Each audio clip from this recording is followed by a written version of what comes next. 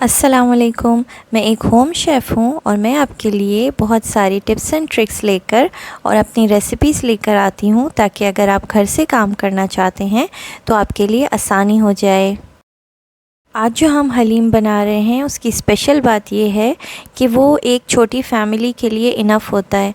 Normally जब हम हलीम बनाते हैं तो बहुत बड़ी क्वांटिटी होती है, बड़ी क्वांटिटी में बनता है और फिर सब लोग जमा होते हैं। लेकिन इसकी ख़ास बात ये है कि ये छोटी फैमिली, छोटी क्वांटिटी में भी बन जाता है और बहुत अच्छा और बहुत क्विक रेसिपी है।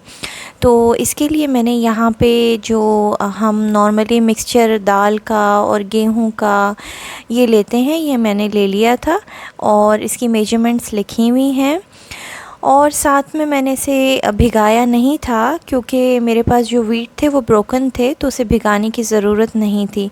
और मैंने इसे वॉश करके और पानी डाला इसमें और फिर मैंने इसे ज़ीरा और ये डाल के, चीज़ें डाल के इसे बॉईल कर लिया था। मैंने इसे प्रेशर कुक किया था और 3 से 4 विसल्स मैंने इसकी की थी प्रेशर कुकर की, तो मेरा अच्छा हो गया था। और फिर मैंने इसे पीस लिया था। आप अपने प्रेशर कुकर के हिसाब से उस टाइम को एडजस्ट कर लीजिएगा। और फिर मैंने अब मुझे इसका मसाला बनाना है गोश्त का, तो मैंने फिर उसी प्रेशर कुकर में इसे, मैंने जो दाल का मिक्सचर था वो दूसरे पॉट में मैंने ट्रांसफ़र कर लिया था और उसी प्रेशर कुकर में मैंने सारे मसाले और जो आप देख रहे हैं, मैंने नीचे लिख भी दिया आसानी के लिए कि मैंने क्या क्या चीज़ें ऐड की है और क्या क्वांटिटी है, तो आप वो लिस्ट डाउन कर लीजिएगा या आप देख लीजिएगा दोबारा से।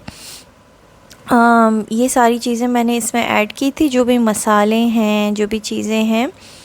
और फिर मैंने इसे अच्छे से फ्राई कर लिया था, भून लिया था और फिर मैंने उसे मिक्स कर दिया था। तो ये बहुत ही फ़ास्ट बन जाती है रेसिपी और बहुत रीज़नेबल क्वांटिटी होती है। अगर आप सोचें तो 5 से 8 अफराद, तकरीबन आप 6 से 8 कह लें, 6 से 8 अफराद के लिए क्वांटिटी बिल्कुल इनफ़ होती है, जो कि एक फ़ैमिली में नॉर्मली इतने लोग होते ही हैं। और ये बहुत क्विक बन जाता है। अगर आप अंदाज़ा टाइम का मुझे पूछेंगे तो ये 30 मिनट्स में बन जाता है।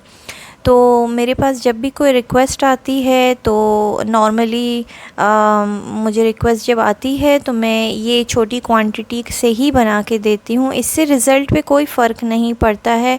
आपको नहीं लगता है कि ये देग वाला हलीम नहीं है, इसके रिज़ल्ट्स वैसे ही आते हैं, वैसा ही टेस्टी बनता है। और मैंने ये गोश्त को भी प्रेशर कुकर में डाल के विसल्स दे दी थी और अच्छे से गला लिया था। फिर मैंने हड्डियों को और अलहदा कर लिया था और हाथ से रेशा करके और गोश्त को मैंने हलीम में मिक्स कर दिया था।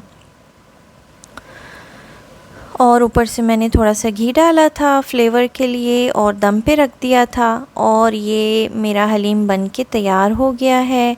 और पहले जो था वो भी हलीम था, वो चिकन का था जो स्टार्टिंग में था, और ये मटन का हलीम है। और मेरे पेज को सब्सक्राइब और लाइक ज़रूर कीजिएगा ताकि आपको मेरी रेसिपीज़ और मेरी टिप्स एंड ट्रिक्स मिलती रहे। अल्लाह हाफ़िज़।